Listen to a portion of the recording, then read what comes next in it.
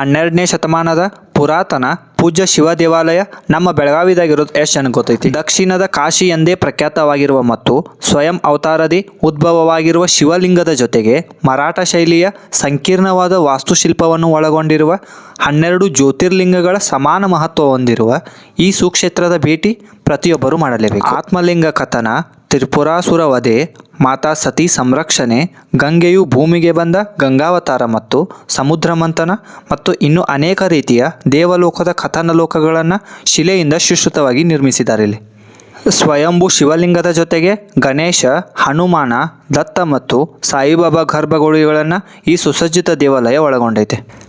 ಈ ಒಳಾಂಗಣ ಛಾವಣಿಯ ಸುಂದರ ಲೋಕಕ್ಕೆ ಸೋಲದವರಿಲ್ಲ. ಕಪಿಲೇಶ್ವರನ ದಿವ್ಯ ಸಾನ್ನಿಧ್ಯದ ಗರ್ಭಗುಡಿಯು ಮಾತ್ರ ಹಳೆಯ ಮರಾಠ ಶೈಲಿಯ ಕಟ್ಟಿಗೆಯ ವಾಸ್ತುಶಿಲ್ಪವನ್ನು ಹೊಂದಿದ್ದು, ಕೆಲ ಸಮಯ ಕಳೆದರೆ ದೇಹದ ಹಿತದ ಜೊತೆಗೆ ಆತ್ಮದ ಮತ್ತು ಮನಸ್ಸಿನ ಹಿತವು ತಂಪಾಗಿಸ್ತೈತೆ.